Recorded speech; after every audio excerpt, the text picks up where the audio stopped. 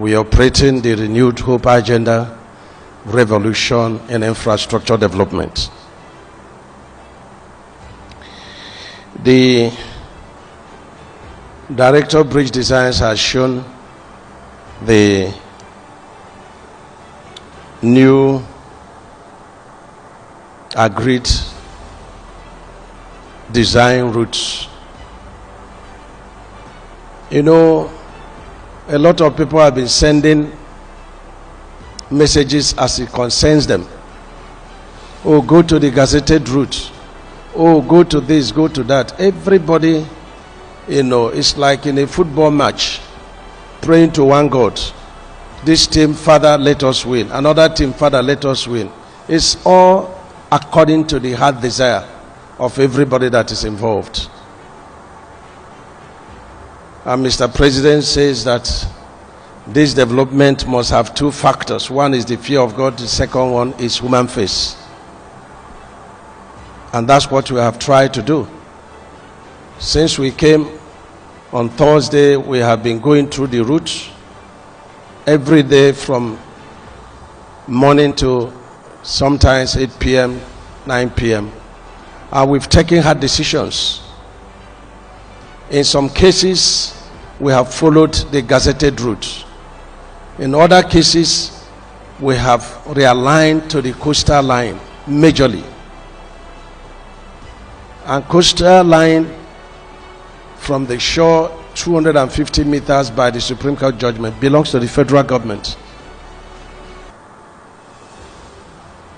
I talk in particular landmark. I don't know if they're here. And come to think of it, there is none of his infrastructure that is affected. I agree that there are some people he subletted the place to, but the shoreline was never given to him by the Oniru's family. And so these people he subletted erected some, I won't call it shanties, but caravans, makeshift, so on and so forth, within the shoreline.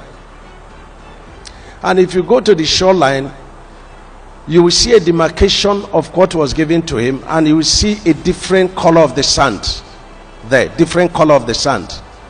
And you see by reason of the sand filling, the point that the sand is different color. And so we are dealing with these people that is subletted, you know, this shoreline illegally. And I've asked him to bring his documents. And I challenge him and his co-politicians to bring the documents. Let him flash the documents before the press. I really appreciate it. I'm glad you come for the first time and seeing the nature of the investment and the nature of the employment that we've created there. And I very much welcome your empathy and sympathy. We've taken on board your advice, and we hopefully will come back with proposals and developments and all people concerned, and we look for a win-win situation. And so the person we should be talking about is, you know, Mr. Bolaji. I don't know the name of his, you know, that's the man that should be talking about that his infrastructure is taken. And that is at, you know, kilometer 1 plus 400. And this man came to say, look, I was once a local government chairman. I was once PA to the then governor who dreamt of this coastal route. And I've listened to the commendation by some of the southern governors, especially the Niger Delta, who supported Mr. President when he was governor on the need for this coastal route, like His Excellency Donald Duke, like you know, the former governor of Delta State. They all send messages of appreciation. It's unfortunate. We all pray for development, and in every development, sometimes some people pay the price. sacrifice for the development. Yeah, you might be wondering why I'm talking like this. Maybe because I was also on that other side before, so I understand what governance means. I understand when a government is promising to make life easy for the entire of Nigeria. Yes, some of us are affected, no doubt about it. But some of us are not up to 0.1% of the millions of people that will enjoy the coastal road. That's why some of us, like me, and some others also, has taken it to heart to also support Mr. President and the Honourable Minister to ensure that this road come to life.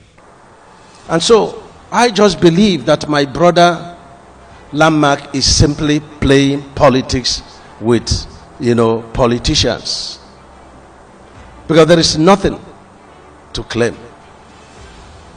It brings me to some of the comments made by my brother, His Excellency P2B.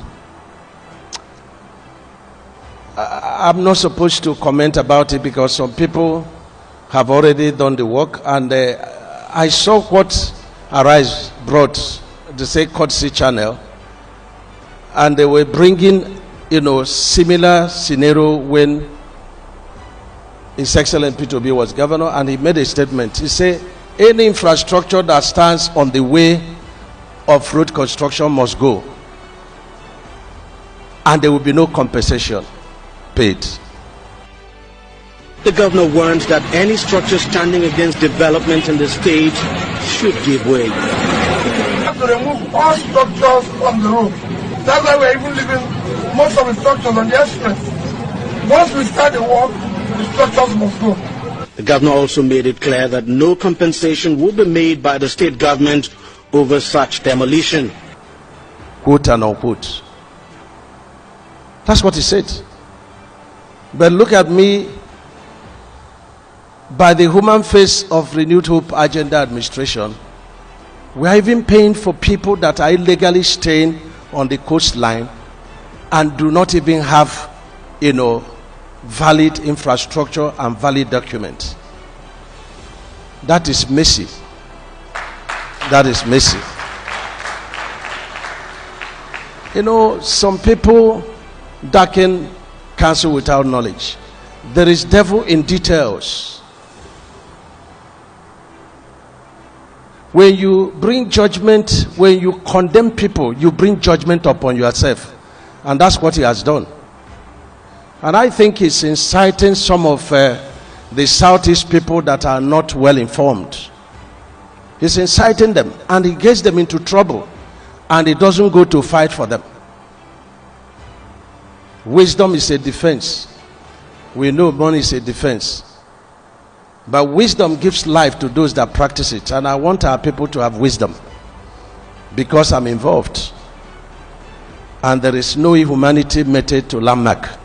That matter should be buried, because I was there. And so we fought everything possible. Even people donated their right of occupancy to save his two big infrastructure, and that should show, appreciation. But some people have taken on it alongside with him to play politics. Some people are already very bitter. Why should it be President Bola Ahmed Tinubu that is the one to develop this coastal road? It will be a lasting legacy for generations to come. That is just their own distance. So they look for an avenue to attack. But it's all about darkening counsel without knowledge. We have interfaced with a lot of your project affected parties from kilometer 0 to kilometer 47.47, section 1. And I must commend all your effort in trying to sway away from infrastructure, buildings, communities, and you have saved quite a lot of infrastructure and communities. And I'm very happy that the president has directed me to begin the design of one of the, spurs linking to this coastal route, and that is the Sokoto to Badagry. That was conceived by the President Shagari administration. It's going to connect the ongoing route, Lagos-Badagry route, that is being done by federal government and state government. There is also another route, which is the Enugu, Abakaliki, Ogoja, Cameroon, African Trans-Sahara, route. Is the coastal road is also going to connect it. And we are also presenting the construction. The Sokoto-Badagry is 1,000 kilometers. That of, from the spur of the Trans-Sahara trade route down to Apo in Abuja is 461 kilometers. It means that anyone that is traveling from Sokoto to Lagos will do it in about 10 hours. And traveling from southeast to Abuja, we do it in a maximum of 5 hours. These are the benefits of the coastal road. That notwithstanding, we talk about an economy that needs foreign investment. These roads are going to be constructed with concrete pavement and is EPC plus F, which means that there is foreign investment that will come in. This foreign investment will strengthen the Naira. It will stabilize the Naira. I made mention that the Lagos state government is building the deep sea port, very commendable, as dreamed by President Bola Ahmed Tinubu when he was governor. They had master plan of Lagos and it's been judiciously followed. And many ship that we are paying for transloading right now from Togo, from the way the sea has good depth, we're going to be saving the money because this coastal road is going to be an evacuation corridor for that deep sea port. So no more transloading. They go straight to the deep sea port and offload it, and so you can have your goods. If you are going to northern part of Nigeria, you just come straight to Badagry and then now to Sokoto. And this Sokoto is cutting across Kebbi, Niger, Kwara, and so on and so forth. That of the southeast is cutting across Benue, Kogi, Nasarawa, and the Enugu, Ogoja road. These are tough decisions, and these are for economic revolution.